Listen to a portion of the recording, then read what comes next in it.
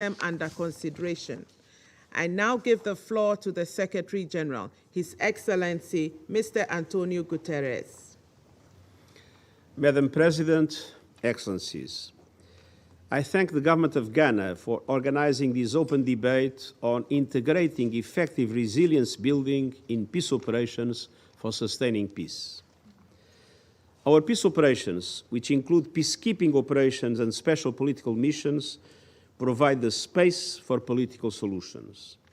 They help protect civilians and prevent violence. They enable the work of peace building, development, humanitarian and human rights sectors. But the local and global contexts in which they operate are becoming more challenging by the day. Geopolitical tensions are rising, insecurity is spreading, and the drivers of instability are powerful, many, and mutually reinforcing. They include escalating climate catastrophes, worsening hunger and poverty, deepening inequalities, spreading violent misogyny, mis- and disinformation, and waning trust in institutions. All of this is fueling political tensions, economic despair, and social unrest. And constitutional changes of government are proliferating alongside interstate conflicts, invasions, and wars. Entrenched divides between world powers continue to limit our ability to collectively respond. The chasm between humanitarian needs and humanitarian assistance keeps widening. Human rights and the rule of law are under assault. Cyber warfare and lethal autonomous weapons are presenting risks we barely comprehend and lack the global architecture to contain. Our world is transforming at breakneck speed.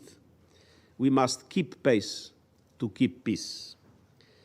Madam President, peacebuilding gains on the African continent and elsewhere are reversing. We must ensure a sharper focus on preventing and building resilience.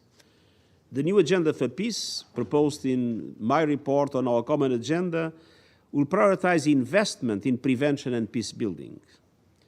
Our peace operations must be empowered and equipped to play a greater role in sustaining peace at all stages of conflict and in all its dimensions. And that requires committed, inclusive national ownership that considers the needs of the most vulnerable, including women, young people, and minorities.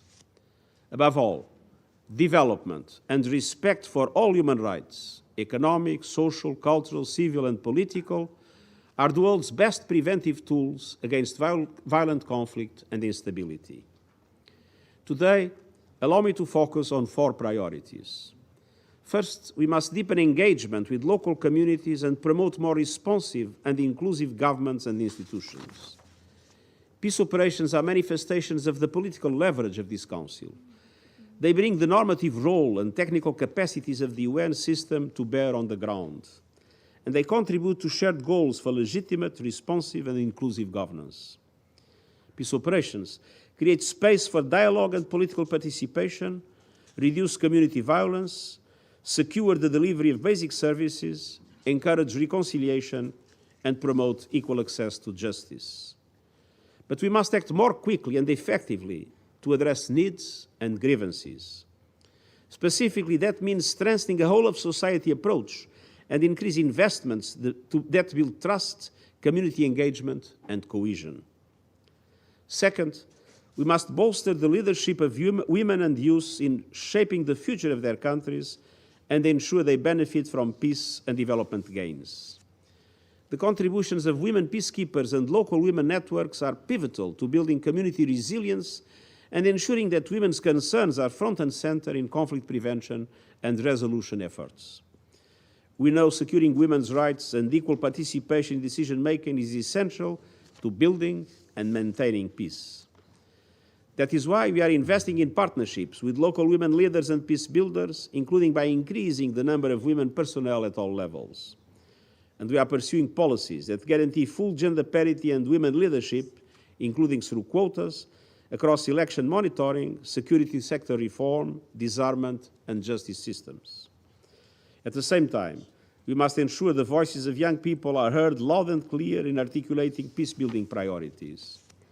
Our Youth, Peace and Security Agenda, together with the African Union's 2020 Continental Framework for Youth, Peace and Security, are important and complementary tools to amplify these critical voices.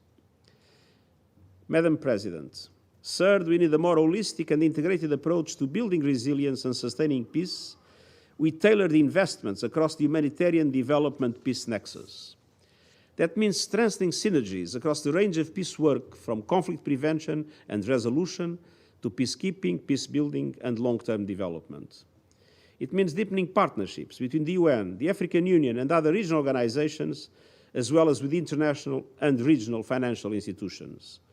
And it means better integrating the work of UN country teams with the mandate of peace operations, particularly in transition contexts. Fourth, and fundamentally, the crucial question of finance. We all recognize that prevention and peace building are cost-effective and save lives. But that understanding in principle is not matched with the necessary resources in practice.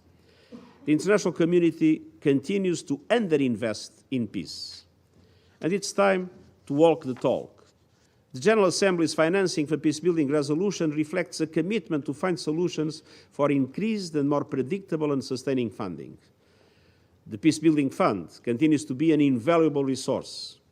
And last year, the fund provided $150 million to 25 countries in Africa and became the catalyst for much larger contribution by other financial institutions. But needs far outpace resources. Funding must be scaled up and partnership with international financial institutions even more strengthened. Madam President, the Security Council plays a critical role in supporting the efforts of our peace operations to build resilience and sustain peace. By acting early, engaging strategically, and speaking with one voice, this Council can mobilize the international community's political and financial support and foster the commitment of conflict actors to secure peace. I look forward to continuing to work with the Council to strengthen peace operations and advance peace, and I thank you. I thank the Secretary General for his introductory remarks.